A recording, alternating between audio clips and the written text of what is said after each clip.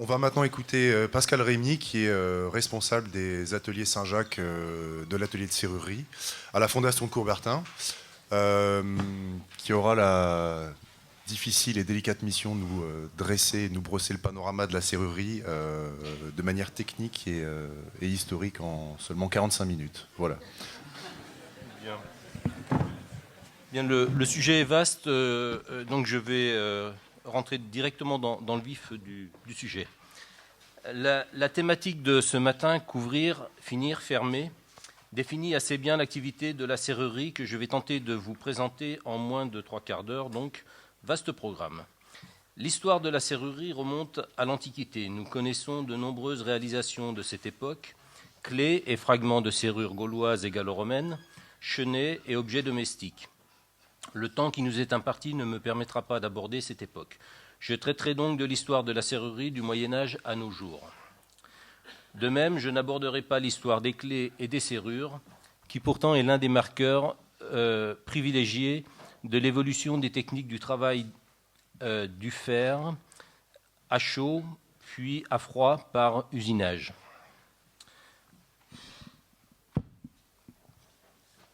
Mon métier de serrurier métallier est un métier peu ou mal connu. Souvent de nos jours, pour un large public, le serrurier est l'artisan qui reproduit des clés, réalise des effractions ou remplace des serrures. Le terme serrurerie et serrurier découle bien sûr de ce mécanisme emblématique de notre activité qu'est la serrure. Serrure vient du verbe serrer, issu du bas latin serrare, fermer avec une barre. La fonction première du métier de serrurier est de clore les espaces, de sécuriser les biens et les personnes. Le serrurier est donc l'artisan qui autrefois fabriquait et de nos jours installe des serrures, mais aussi qui réalise des grilles de défense ou de clôture, des ferrures de porte, des armatures de vitraux, du mobilier.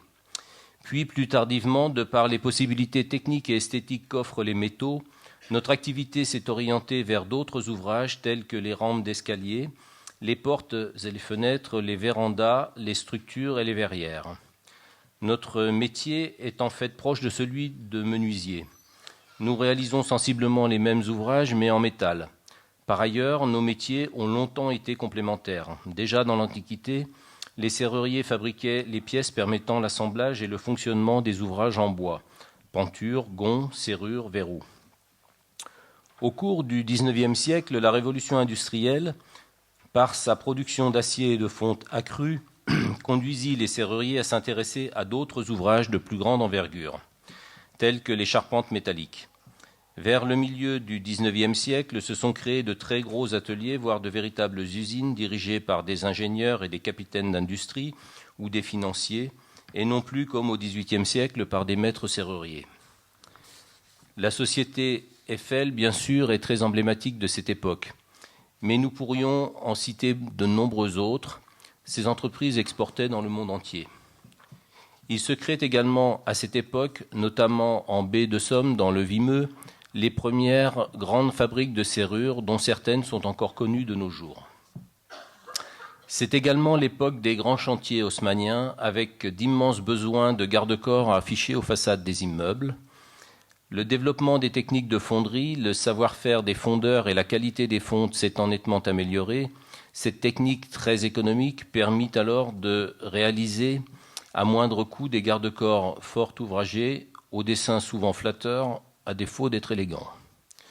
C'est donc dans ce contexte que la confusion sur le terme de serrurier est apparue. Certains artisans, fervents défenseurs du travail à la forge, soucieux de la conservation des savoir-faire des serruriers, revendiquèrent le nom de ferronnier ou de ferronnier d'art. Dans les années 1970, les instances professionnelles, souhaitant moderniser l'image de notre métier, optèrent pour le terme de métallier. Métallier qui travaille les métaux, je ne suis pas sûr qu'on ait gagné en clarté et que ce terme soit pour un large public plus évocateur de notre activité. Nous partageons avec d'autres métiers un certain nombre de techniques. Pour autant, chaque métier possède ses spécificités propres qui répondent à des besoins différents et qui en font sa culture. Ainsi, au XVIIIe siècle, la forge du serrurier était-elle aux antipodes de celle des forgerons d'enclume ou d'encre marine, forge de titan soudant à chaude portée, c'est-à-dire par forgeage, des pièces de plusieurs centaines de kilos. De même, de nos jours, un chaudronnier ne soude pas de la même manière qu'un métallier. Un chaudronnier aura par exemple le souci de réaliser des soudures parfaitement étanches, alors que le serrurier pensera ces soudures de sorte qu'elles soient suffisamment résistantes, mais aussi qu'elles ne nuisent pas à l'esthétique de l'ouvrage. C'est plus certainement la fonction qui définit un métier.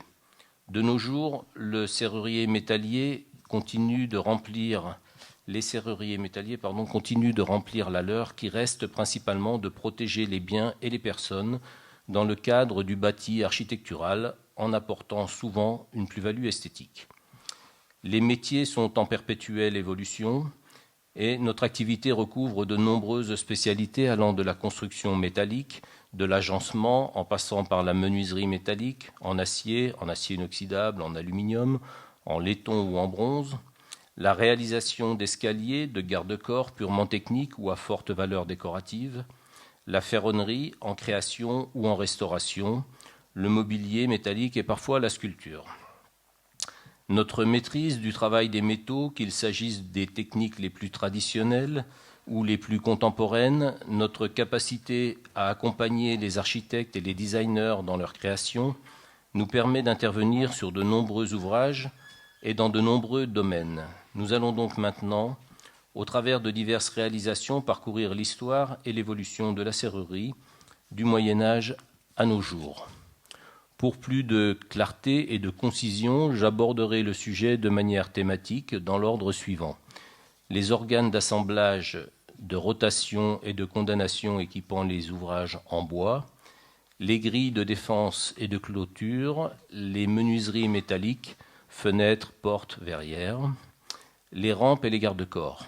Enfin, je conclurai sur la présentation de l'activité actuelle d'un atelier de serrurerie-métallerie décorative, en l'occurrence les ateliers Saint-Jacques.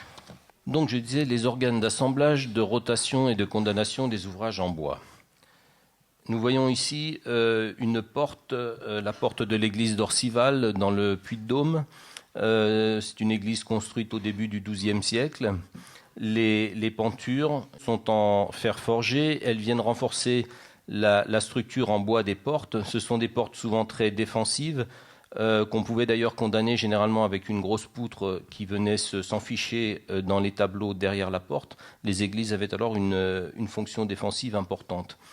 Les pentures, bien sûr, permettent l'ouverture, la rotation des portes, le pivotement des portes, donc de les attacher à la maçonnerie, si je puis dire. Mais tout ce réseau de fer que l'on voit sur les portes, que l'on pourrait croire décoratifs, ont en fait une fonction de solidifier les assemblages du bois.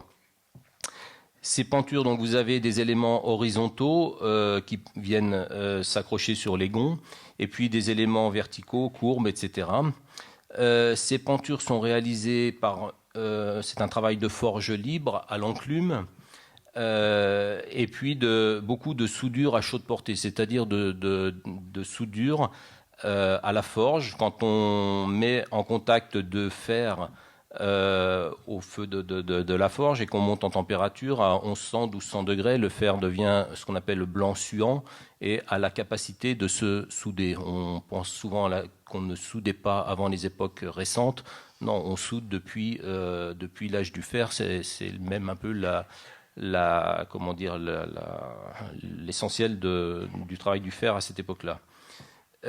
Donc des soudures, on en trouve à différents endroits. Quand on a des retours d'équerre, je ne peux malheureusement pas vous les montrer, quand on a des retours d'équerre, et puis notamment un endroit comme ça, on a soudé ici, et la masse de fer apportée par la soudure a permis de faire une tête sculptée, ici une tête humaine, donc sculptée, ébauchée à la forge, ciselé au burin et puis fini par un décor pointé, un décor au pointeau. Alors c'est très marquant des pentures d'églises d'Auvergne. On trouve des pentures à peu près similaires dans les Pyrénées, un style un peu différent, mais ce sont les principaux gros centres, si je puis dire, où on trouve des beaucoup de pentures de ce type. On en trouve un peu partout ailleurs en France, un peu différentes, mais en quantité bien moins importante. Ici, autre type de penture à Notre-Dame de Paris. Alors les pentures de Notre-Dame de Paris pourraient être l'objet d'une conférence à elle seule. Il y a deux types de pentures, si je puis dire, à Notre-Dame de Paris. Il y a les pentures du 19e et puis celle du portail Sainte-Anne, le portail sud à droite quand on est face à la façade, qui sont réputées être du XIIIe siècle. On doit les pentures du XIXe siècle à un ferronnier qui s'appelait Pierre Boulanger, qui a beaucoup collaboré avec Viollet-le-Duc, un ferronnier de génie. Les pentures originales du XIIIe siècle sont attribuées à Biscornet, un ferronnier qui s'appelait Biscornet. Alors Biscornet, sans doute un surnom, en fait, Biscornet, Biscornu, Bicorne, le diable, en fait. Et ce pauvre Biscornet, d'ailleurs, on l'a accusé d'avoir pactisé avec le diable pour pouvoir réaliser des ouvrages aussi complexes, sophistiqués, et dans des temps, semble-t-il, très courts. Et on l'aurait brûlé en place de Grève. Et voilà. Alors, je ne connais pas la part de vérité et de légende, mais ce qui est intéressant de noter, c'est que Mathurin Jousse, qui est l'auteur du plus ancien traité de serrurerie que l'on connaisse, en 1627, la fidèle ouverture de l'art de serrurier, en parle en ces termes. Là où les anciens premiers inventeurs ont montré une grande subtilité d'esprit et patience à bien ouvrer et enrichir leurs ouvrages, lesquels nous auraient encore plus obligés s'ils nous avaient laissé par écrit leurs plus beaux et rares secrets, entre autres le moyen de fondre le fer et de le couler comme les autres métaux fusibles, à peu de frais, ce que Biscornet, en mourant, a emporté avec soi, et pour cause. Et donc, ce qui est intéressant de noter, c'est que Mathurin Jousse, qui était lui-même serrurier, il était à la Flèche, à côté du Mans, et ce qu'il a vu les pentures, réellement, je ne sais pas, pensait qu'elles avaient été coulées. Or, on sait, notamment par le travail de Pierre Boulanger, mais aussi quand on observe ces ouvrages de très près, on voit les zones de soudure, on retrouve les zones de soudure à la forge, à chaude portée. Oui, Mathurin Jousse pensait, lui, qu'elles étaient coulées.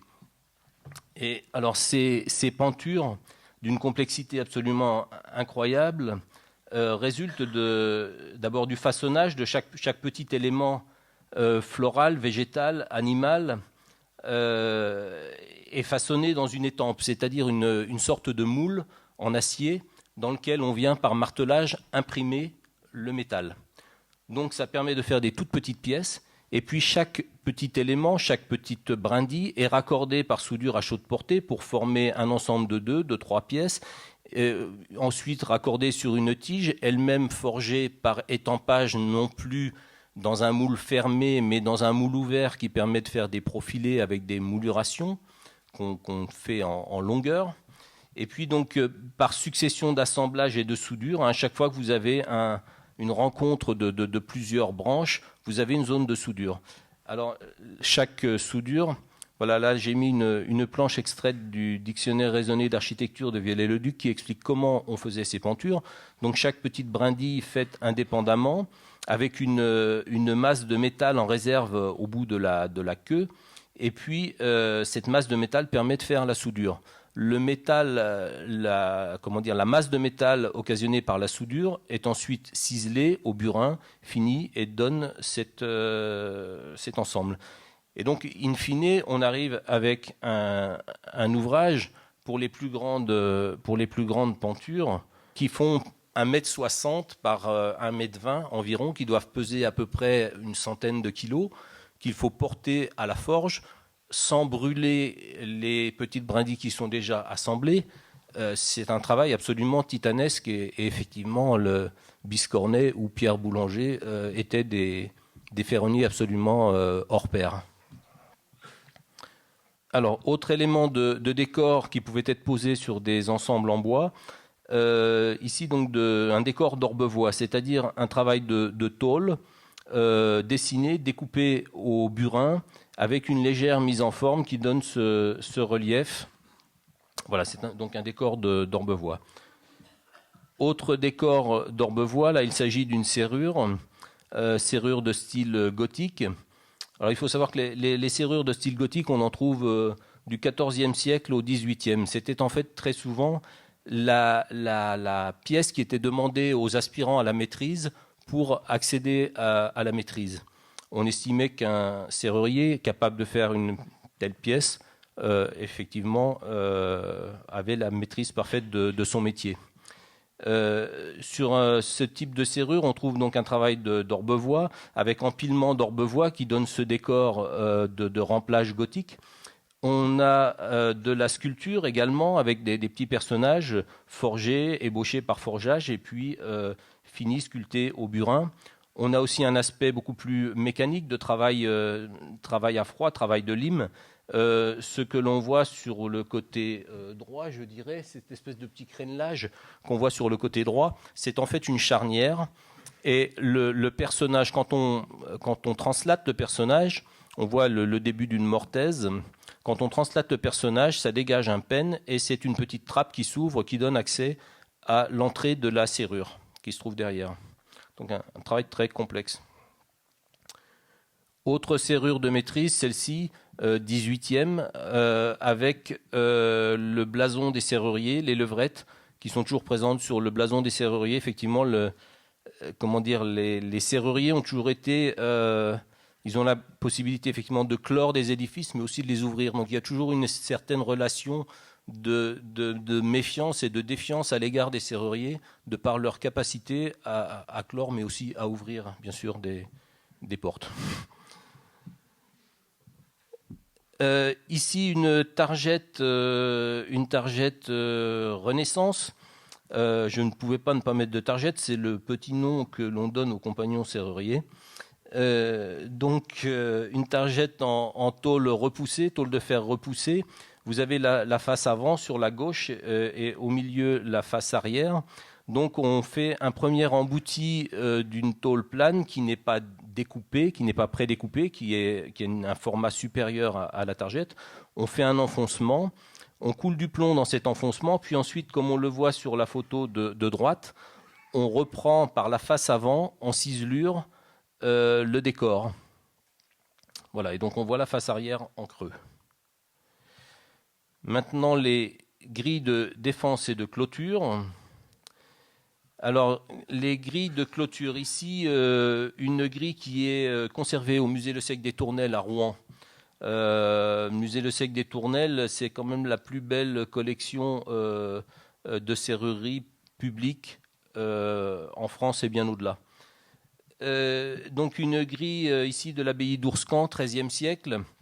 Elle résulte de l'assemblage, un peu comme les pentures de Notre-Dame de Paris, d'une quantité impressionnante de petits fers plats soudés à chaude portée. Alors les grosses masses sombres, je suis désolé pour la qualité des photos, mais les grosses masses sombres au milieu sont les zones de soudure. On a juxtaposé une quantité importante de petits fers plats qu'on a soudés, et donc il faut les souder en éléments droits.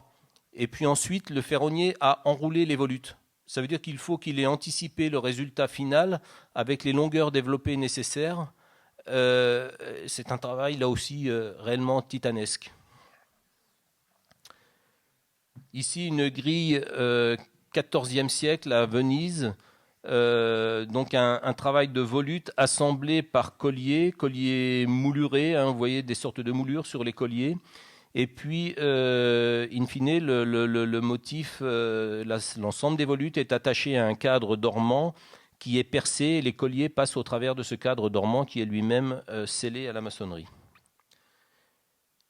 Ici, une grille de défense dans le sud de la France, sur une forteresse, avec la particularité d'être fixe en partie haute, ouvrante en partie basse. On voit des gonds sur le côté droit.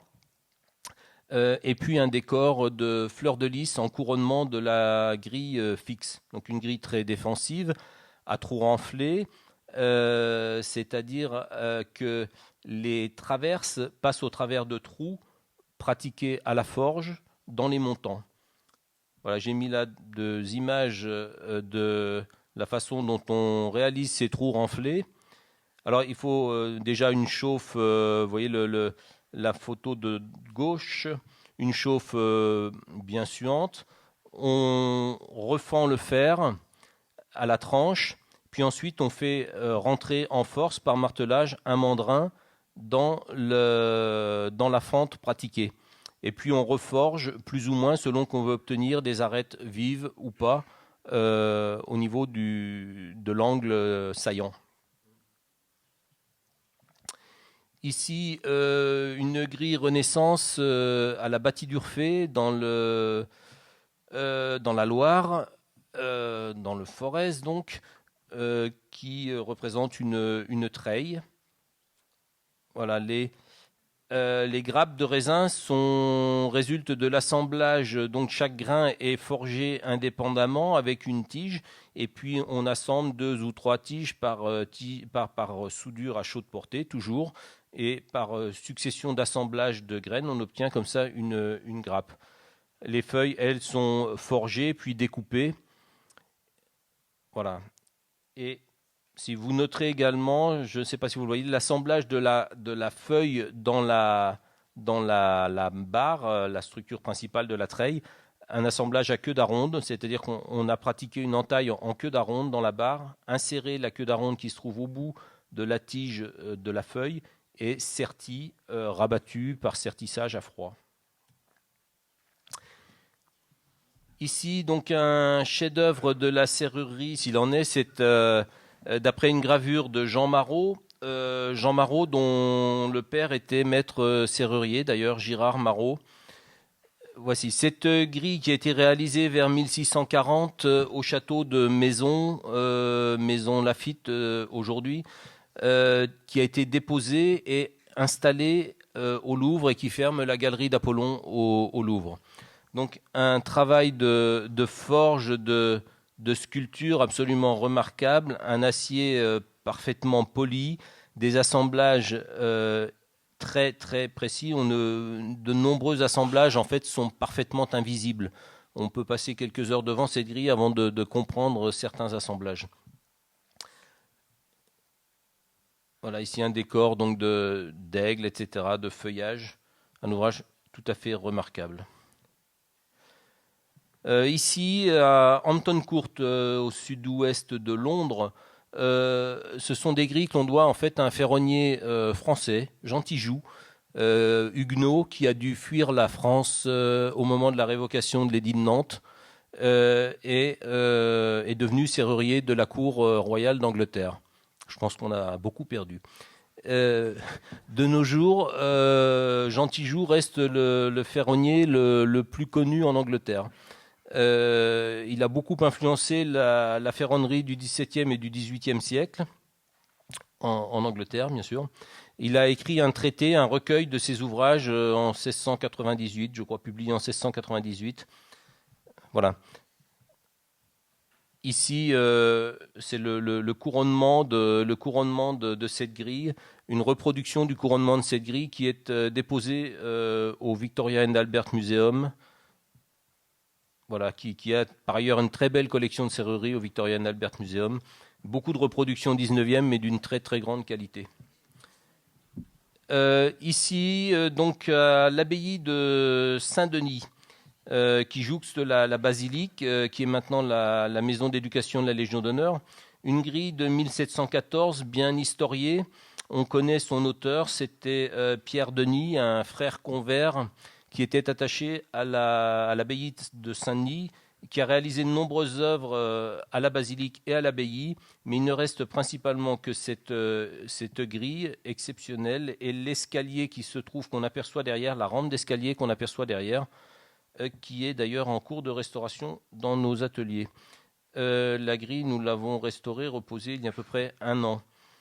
Une composition assez étonnante avec une frise horizontale, très grande frise horizontale, d'inspiration médiévale. Elle fait beaucoup penser à une frise d'enluminure médiévale, avec des petits éléments de feuillage forgé, assez remarquable. Voilà, très beau travail de repoussage, très grande maîtrise. Et puis une particularité à noter, c'est que la plupart des éléments décoratifs sont vissés. L'usage de la vis en serrurerie est assez rare. On l'utilisait plus en armurerie, en horlogerie, pour des arts plus précieux, parce que le travail de la vis, en tout cas des petites vis, est extrêmement dispendieux en temps. Il faut percer un trou de manière mécanique, et imaginez percer un trou de manière mécanique au XVIIe siècle, ça se faisait avec ce qu'on appelait un archet et un violon, c'est-à-dire une sorte de forêt qu'on entraînait avec une sorte, comme un archet de violon qui fait tourner une bobine, et donc dans un mouvement d'aller et retour, donc le forêt coupe dans un sens mais repart à vide dans l'autre sens, un travail absolument colossal. Donc on l'utilisait peu en serrurerie, peu d'usinage en serrurerie, sauf pour les serrures. On préférait travailler donc des pièces un peu plus grosses souvent, mais à la forge, faire un trou à la forge, c'est très enlevé, c'est très rapide. Ici, Nancy, donc la place Stanislas, au lieu de la ferronnerie française de style rococo, je pense qu'on n'est pas allé au-delà dans le style rocaille, c'est difficile. Des grilles monumentales, 12 mètres de haut, donc que l'on doit à Jean Lamour, donc ferronnier du roi Stanislas Lesinski. Voilà quelques détails. Structure donc en gros fer, il y a des sections là sur ces grilles couramment de 50, 60 mm, et pour les contreforts même 80 mm au carré, des fers de 80, donc forgés manuellement. Voilà, c'est absolument colossal. Et puis donc un décor, un habillage, cette structure, cette grande structure qui fait penser un peu, quand elle est complètement dépouillée, à une charpente en bois, assemblée à tenons, mortaises, goupilles. Et donc cette charpente, cette structure est habillée de tôle et pour créer les fonds des décors, et puis ensuite de décors en tôle repoussée. Voilà, donc feuillage style rocaille. Voilà. Autre grande grille, l'Hôtel-Dieu de Troyes.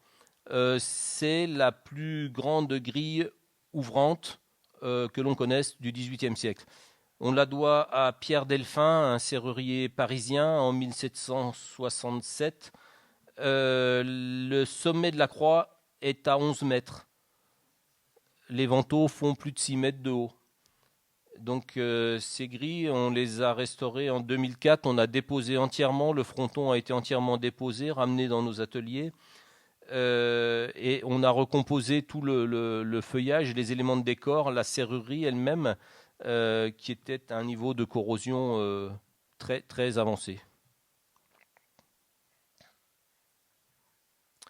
Voilà, quelques opérations de repoussage. On a parlé tout à l'heure de relevage sur le plomb pour la petite targette. Ici, autre procédé de repoussage, c'est ce qu'on appelle du repoussage en l'air, c'est-à-dire qu'on travaille sur des enclumettes avec un marteau. On tient le feuillage a priori de la main gauche lorsqu'on est droitier, et le marteau de la main droite, et puis on vient marteler les feuilles sur ces sortes d'enclumettes tenues dans les étaux. Alors préalablement, il faut déjà avoir défini la découpe de la pièce que l'on veut réaliser. Ensuite, on l'emboutit dans des sortes de salières, des tas creux qui peuvent être en bois ou en plomb, souvent. Donc on fait un premier emboutissage. Ensuite, on parfait l'emboutissage par une opération de planage. C'est ce que l'on voit là sur cette photo. C'est-à-dire qu'on vient récupérer les imperfections de l'emboutissage par planage au marteau. Ensuite, lorsque les volumes sont donnés, on vient faire le nervurage. Donc on voit là Cédric Suire, académicien, n'est-ce pas, en train de nervurer une petite rosace. La photo du milieu, le nervurage d'une pièce beaucoup plus importante. Alors ça n'est pas, vous voyez, du tout le même marteau, la même approche. Les deux opérations sont aussi assez différentes, mais dans tous les cas, pour arriver à un nervurage. Voilà, ici des feuillages qui sont en cours de pose, parce qu'une fois qu'on a fabriqué le feuillage, eh bien, il faut Il faut l'ajuster sur la serrurerie et chaque feuillage va trouver sa place et même s'il est identique à un autre qui se trouve en vis-à-vis, en symétrie ou autre, chaque pièce est ajustée à sa place et ne peut pas aller à un autre endroit. On voit le dessin derrière à main levée et puis donc les feuillages en cours de montage. Autre grande grille, cette fois-ci on est à la toute fin du XXe siècle, en 1900 en fait. Il s'agit de la grille qui clôt le jardin de l'Élysée sur l'avenue de Marigny. C'est une grille qui avait été construite en 1900, exposée au Grand Palais et puis installée finalement là où elle est toujours aujourd'hui, donc au bout des jardins de l'Élysée. C'est une grille qui est à peu près des mêmes dimensions que celle de Troyes, 11 mètres de haut. Le coq qui paraît relativement petit, elle s'appelle la grille au coq d'ailleurs, le coq qui paraît relativement petit fait quand même 1,10 m de haut et 160 kg en fonte de bronze. Donc il s'agit d'une grille en fer pudelé, ce fer cet acier de la fin du 19e, des décors en fonte de bronze, en fonte fer carbone aussi. Voilà le coq en question. Autre sujet maintenant, donc les menuiseries métalliques, fenêtres, portes et verrières. Alors, lorsque l'on évoque ce sujet, généralement, on pense plutôt à la fin du 19e siècle et au début de la menuiserie métallique plus courante, je dirais de la fin du 19e siècle. Je ferai plutôt remonter l'origine de la menuiserie métallique à des supports donc, de vitraux d'église, ici la Sainte-Chapelle. Ces armatures ont en fait une double fonction. Les barres horizontales que l'on voit à mi-hauteur de la baie et puis en pied d'arc tout en haut sont également on appelle ces éléments-là des barlotières. Ce sont des barlotières dites de chaînage, c'est-à-dire qu'elles servent à reporter les efforts dans la maçonnerie de pile en pile pour celle du milieu et puis celle qui se trouve en haut. Elle permet de reprendre les efforts horizontaux dus à la poussée de la voûte de la chapelle. Donc ces éléments sont aussi structurels. Les éléments intermédiaires portent les vitraux, mais ont aussi une fonction structurelle. Les colonnes centrales de cette baie, il faut savoir qu'elles font tout au plus 25 cm vues comme ça en élévation. 25 cm sur 10 mètres de haut. Donc des éléments qui sont extrêmement sujets au flambement, un phénomène de flambement, donc d'effondrement par un élément trop long, trop élancé, prendre la courbure et s'effondre. Donc les pentures, les barlotières, les structures ici, quadrilobées, trilobées, en losange, etc., ont aussi cette fonction on appelle ça en structure de barre anti-flambement. Voilà. Et elles portent bien sûr les vitraux, puisque il faut se rendre compte qu'à la Sainte-Chapelle, en gros, vous voyez, vous avez 2 valeurs de vitraux pour une valeur de pilastre latéral. Ça veut dire 2/3 de la surface de la Sainte-Chapelle, ce sont des vitraux. C'est absolument énorme. Alors, c'est ici un détail de la barlotière de chaînage central. Alors, vous voyez, il y a une mortaise qui est vide. Ça veut dire que les forgerons qui travaillaient sans doute au pied de la Sainte-Chapelle, on est au XIIIe siècle, préparaient les barres. Elles étaient installées sans doute par les maçons, les tailleurs de pierre. Et puis, in fine, quand on a voulu mettre la structure secondaire, la mortaise tombait à côté. Donc il a fallu, par un artifice, une sorte de collier, récupérer la situation. Voilà, c'était assez fréquent sur la Sainte-Chapelle. Alors sur ces verrières, on les a restaurées, en tout cas pour celle de la façade nord, celle qui donne sur le palais de justice, et puis celle du chœur. Celle de la façade sud reste à faire.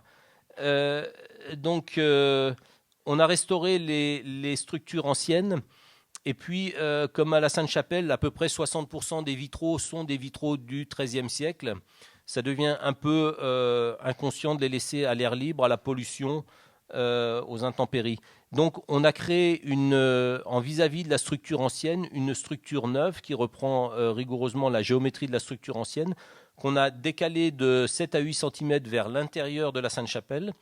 Et dans les structures anciennes ont été posés des sortes de faux vitraux mais qui esthétiquement vraiment font la balle, hein, comme on dit couramment.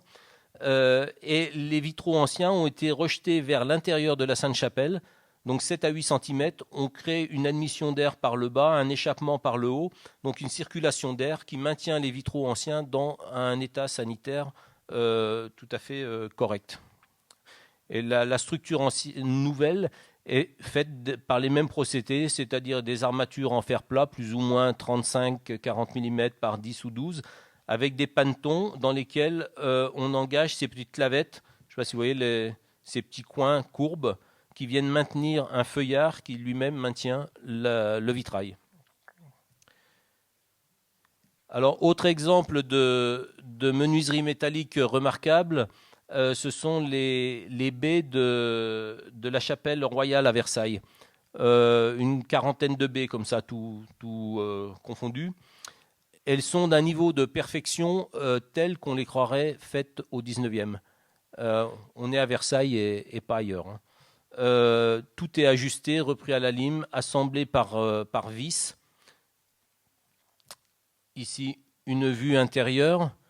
Le volume clair du bas, par exemple, est ouvrant. C'est un volume ouvrant, ce qu'on appelle un ouvrant masqué, qui reste toujours aujourd'hui dans la menuiserie contemporaine une difficulté particulière. Généralement, les ouvrants mangent sur le clair de vitrage. Là, vous voyez, on a le même clair de vitrage, qu'on soit en partie fixe ou en partie ouvrante. Alors, pour ce faire, vous avez ces éclisses qui assemblent les structures. Bien, elles ont été refendues. Et vous voyez, les demi-sphères qu'on pourrait croire être des rivets sont en fait des boulons à tête demi-sphérique. Et la demi-sphère en angle, la refendue, c'est le gond qui permet d'ouvrir la fenêtre. Donc l'ouvrant est parfaitement masqué, intégré dans la menuiserie. Et on ne trouve ça qu'à Versailles. Ici, vu de l'extérieur, vous retrouvez le même principe d'éclissage en croix ou différentes manières selon les situations. Les demi-sphères que vous voyez ici à l'extérieur sont en fait des écrous demi-sphériques et qui se dévissent. Voilà, on les voit ici quand on enlève cette demi-sphère, forme de tête de boulon, on a la tige filetée derrière. Et autre particularité, les vitraux sont montés à part close. Les parts closes, ce sont ces éléments, vous voyez en périphérie du petit volume verrier là, par close moulurée, vissée par des vis de à peu près 5 mm de diamètre. Là encore, produire quelque chose comme 10 ou 15 000 vis usinées, 10 ou 15 000 vis, on est en 1710. Quoi. Ça paraît absolument dément. Les parts closes que l'on voit actuellement semblent dater en fait de 1820. Il y a une grosse restauration, mais les parts closes originales étaient décrites dans le marché initial, ce qu'on appellerait aujourd'hui un dossier de consultation des entreprises, étaient décrites par l'architecte comme étant des parts closes triangulaires assemblées par vis. Donc c'était bien déjà le procédé initial. Ici, autre ouvrage remarquable, c'est un petit lanternon sur l'église Saint-Germain-des-Prés qui vient éclairer, il couvre un puits de lumière qui vient éclairer le bas-côté sud de l'église Saint-Germain-des-Prés. Donc on le voit en levant un peu la tête depuis le boulevard Saint-Germain. C'est un ouvrage donc, de 1730-35 qui préfigure déjà ce que seront les verrières de la fin du 19e siècle, donc très, très en avance sur son temps. Pour ma part, c'est le seul ouvrage que je connais comme ça, construit, qui n'est pas une simple verrière plane intégrée dans une maçonnerie, mais un véritable ouvrage construit en verrière comme ça.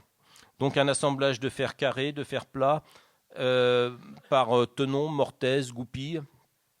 Voilà.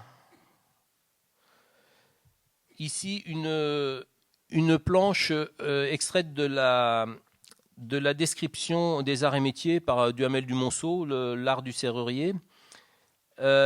C'est en fait très certainement la gamme de profilés métalliques pensés, construits, et donc c'est vers 1750. vous voyez les profilés moulurés qui sont dans le milieu de la planche. Vous en voyez deux, c'est ce qu'on appelle une gueule de loup en fenêtre. Vous savez, c'est comme les fenêtres en bois où les profils viennent s'emboîter l'un dans l'autre. Et donc, c'est vraiment une gamme de profilés métalliques pensés, construites.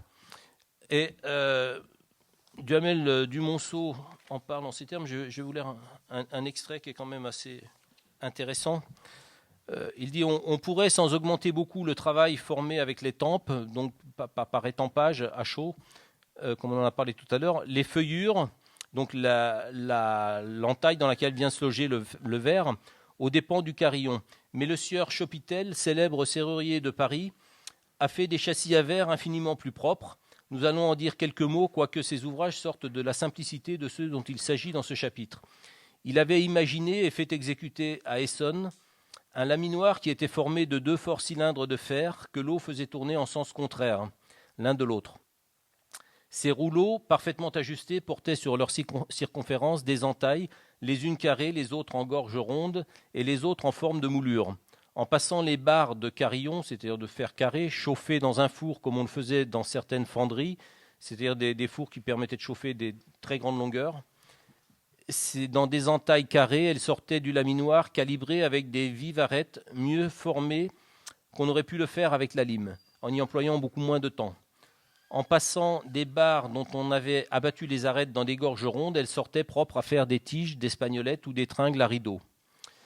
Au moyen des entailles en moulure, on formait avec les fers méplats des plates-bandes ornées de moulures et propres à être attachées sur les rampes des escaliers, c'est-à-dire des mains courantes de rampes. Sur les balustrades. Et ce même laminoir fournissait au sieur Chopitel le moyen de faire à peu de frais des châssis à verre très propres et ornés des mêmes moulures que les châssis à verre qui sortaient des mains des menuisiers. Je vous passe la description du châssis, mais donc ça permettait de faire des fenêtres comme celles que l'on voit en bas à droite, des fenêtres métalliques très fines. Et donc il continue ainsi.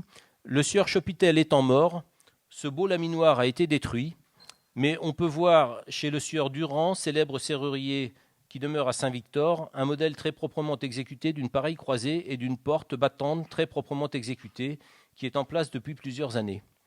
Et donc, c'est intéressant cela que finalement, on ne retrouvera, le sieur Chopitel est mort, on a détruit ce laminoir, et on ne retrouvera de gamme de menuiserie métallique pensée, construite, comme c'est le cas ici, à peine différente de ça d'ailleurs, qu'à la toute fin, effectivement, du XIXe siècle, enfin les troisième quart du XIXe siècle. Je ne connais pas l'histoire, j'ai jamais eu le temps de chercher, mais je pense qu'il y a pu y avoir un procès avec la corporation des menuisiers lui interdisant de faire ce type de fenêtre. Il y a sans doute quelque chose comme ça, parce qu'on ne détruit pas un laminoir comme ça sans raison autre que le décès du serrurier en question. Et on connaît ce genre d'histoire par ailleurs, sur des serrures notamment. Voilà, donc c'est pour ça que je voulais évoquer ce sujet-là. Donc de la menuiserie métallique, ici au Grand Palais, les portes du Palais de la Découverte, les premières portes, grandes portes métalliques vitrées, c'est vers effectivement le troisième quart du 19e. Ici, donc, ces portes du Palais de la Découverte en restauration dans nos ateliers, elles font plus de 6 mètres 70 de haut, 3 tonnes à peu près. Elles sont composées d'une structure en fer, des très gros fer pudelé à l'époque, et puis des décors en bronze, d'où ce poids absolument incroyable, dû au décor en bronze. Ici, donc, une petite porte art déco, que l'on doit à des ferronniers qui s'appelaient les frères Nick. Autre porte, boulevard Raspail, très belle porte, art déco. Encore une porte art déco tout en bas de la rue de Rennes. Alors si certains sont intéressés par ce sujet-là, je vous conseille un très bon livre fait par Karine Blanc sur l'histoire de la serrurerie au XXe siècle. Ouvrage remarquable. Enfin, les rampes et garde-corps. Autre grand sujet de la métallerie. Les rampes et garde-corps en fer forgé arrivent assez tardivement, en fait. Bien après les rampes en bois ou en pierre. Ici, une représentation sur une peinture allemande de 1473, de vraiment des tout premiers garde-corps en fer forgé. À peine des garde-corps, presque des mains courantes sur poteau. On peut trouver encore ce genre de rampe, mais c'est assez rare, notamment à l'église d'Aviotte, tout à fait dans le nord du département de la Meuse, à la frontière belge. Il y a une rampe, un garde-corps de ce type-là. Donc fin 15e. Ici, c'est un garde-corps de l'hôtel Lambert à Paris, donc vers 1640. Intéressant parce qu'il a des décors de feuillage, une structure très fruste, assemblage par collier assez très enlevé, dirons-nous. Mais il est intéressant parce qu'il y a des décors de feuillage et ce sont un peu les tout premiers feuillages en ferronnerie. Des feuillages qui sont bien découpés, très marqués, visibles de loin. D'en bas, ce garde-corps se trouve assez haut sur la façade. Donc décor bien visible, peu marqué, un peu d'emboutissage, très peu de nervurage sur la feuille qui est tout à fait à gauche, un peu de nervurage autrement que de l'emboutissage. Là, une des plus anciennes rampes en fer forgé. La rampe est un sujet toujours difficile. Le ferronnier ne travaille pas comme le tailleur de pierre qui va préparer ses pierres et puis qui va pouvoir les ajuster, les finir, les parfaire sur site. Le serrurier doit faire un relevé de l'escalier, ébaucher éventuellement sa structure sur site, puis la ramener en atelier pour fabriquer. Et au moment de la repose, il peut y avoir des surprises. Et là, on voit qu'on est vraiment dans les toutes premières rampes en fer forgé avec, je dirais, un dessin qui ne manque pas de charme, mais qui dénote quand même d'une certaine maladresse. Les premières rampes en fer forgé, en fait, imitent en quelque sorte les balustres qu'on pouvait faire en bois ou en pierre. Et on voit là toute la difficulté entre ce qu'on fait en atelier, puis quand on arrive sur le chantier et qu'on installe. Bon, je dirais que il y a aussi un autre problème, c'est que les escaliers étaient assez mal dessinés, assez mal conçus, il faut le dire. On a des raccords à angle droit, angle sur angle, ce qui fait que géométriquement, on ne peut pas non plus faire des rampes très élégantes. Voilà, je tiens quand même à excuser un peu mes ancêtres. Ici, à l'abbaye de Saint-Denis, de nouveau, la rampe qui est derrière la grille dont on a parlé tout à l'heure. Alors là, par contre, un sujet beaucoup mieux maîtrisé. D'ailleurs, bon, l'escalier en pierre, lui, est très bien balancé, c'est le terme consacré. C'est-à-dire que la distribution des marches est telle que le limon d'escalier est très régulier, à une pente très douce et très régulière. Et à ce moment-là, on va pouvoir faire des rampes d'escalier. Les serruriers auront appris à faire des rampes d'escalier beaucoup plus élégantes et beaucoup plus maîtrisées. Donc fer forgé et puis un décor de tôle repoussée et de décor ici, tôle repoussée et de décor de bronze également. Alors là, autre sujet, une rampe qui se trouve au Palais Royal, dans la partie du Palais Royal qui abrite le Conseil constitutionnel. Donc un décor une rampe en fer forgé, poli, avec un décor de bronze très poussé. Bon, une rampe esthétiquement assez lourde, mais un travail de serrurerie, d'ajustage, presque de mécanique absolument remarquable. Ici au Louvre, des garde-corps donc fin 19e, 1878-80, un dessin de Le Fuel, l'architecte, et les serruriers, A.G. Moreau et ses fils. La fin 19e, ce sont des garde-corps, on est un peu dans la période des expositions universelles et on vient montrer tout ce qu'on sait faire.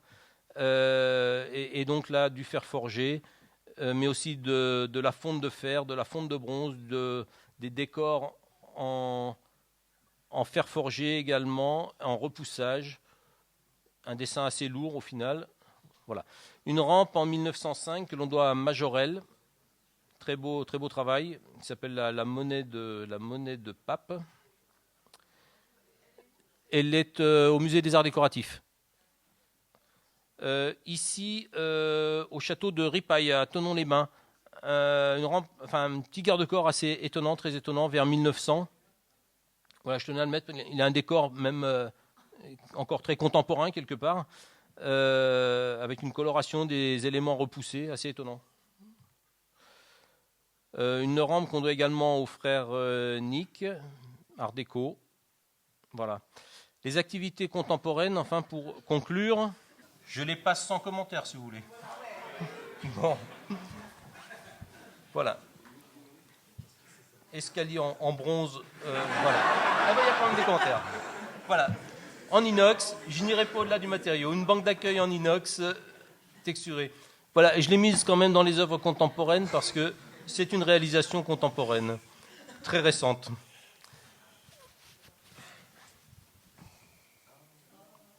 Voilà, ça vous apprendra.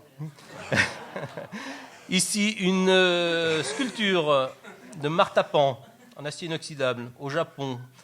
Un meuble fait avec Joseph Diran en bronze patiné noir de fumée.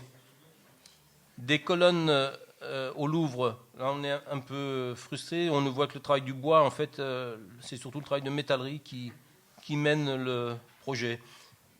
Un travail très contemporain avec de la découpe laser, etc. Des tables et bancs assis debout en maillechort poli. Au Louvre, toujours. Donc, c'est visible au Louvre, hein, sous la pyramide. Ici, un meuble avec Peter Marino en bronze patiné, or et noir. Meuble patiné argent. Une table de Sylvain Dubuisson. Et je voulais finir sur voilà, ce sujet-là.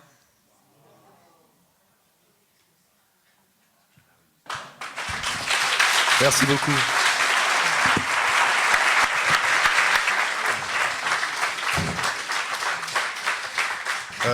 Merci beaucoup.